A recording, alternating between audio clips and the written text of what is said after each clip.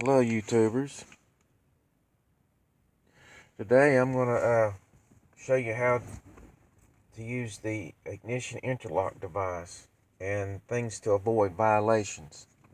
So we're going to start by, this is how you wake it up. Quick test by Monotech. Okay, you can see there it says start test, but you have to press this little button on the back. That's your trigger. Use of this device does not guarantee the driver's ability to safely operate a motor vehicle. Please buckle your seatbelt, hold trigger, and hum while blowing into the mouthpiece. Okay, you want to blow where your cheeks are puffed out and you hum. Here we go.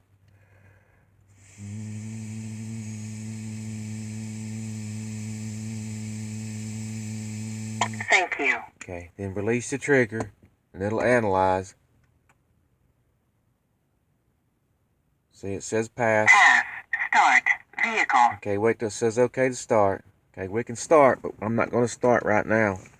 I'm going to tell you in detail things I went through. Okay, if you do violate with alcohol, you'll hear a siren. There's a siren under the hood. And, okay, number one, wood alcohol. Avoid wood alcohol. It's in Pepsi.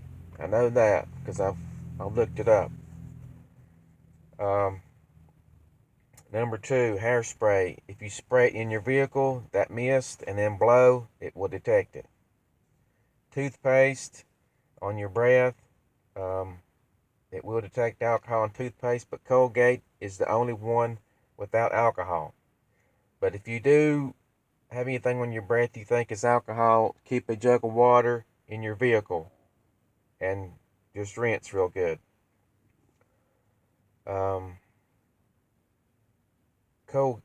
Cologne. If you put it on in your vehicle, the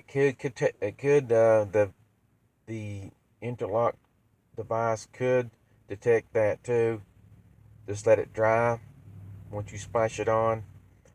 Candy with sugar alcohol, it will detect. Like hard candy, especially, I know does. Just have to look all this up online because I just avoid candy altogether. Pastries with sugar alcohol, avoid those. Any kind of pastry will be in that category.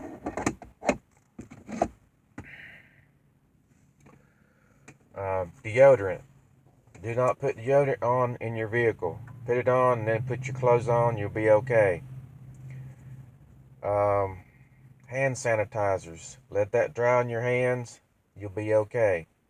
If you're not sure, like me, I just go ahead and just rinse afterward. Rinse it real good off my hands. Chewing gum has some have sugar alcohol in them. Air fresheners, don't spray any air fresheners and then blow. It will detect alcohol in those. Any vapor from chemicals in your vehicle, like window cleaner, can come through your vents and be detected and could cause a violation. Cough syrup, you want to stop and rinse. If you do drink some and go down the road or start to blow, always rinse and then wait a while. Depending on how much you've drank, you might want to wait a good while because for every ounce of alcohol, it takes 1 hour for your body to flush it out.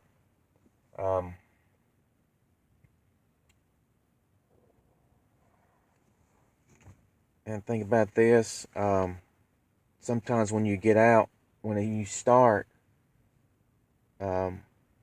it'll let you restart without blowing. You just have to look at the screen. This screen tells you everything you need to know.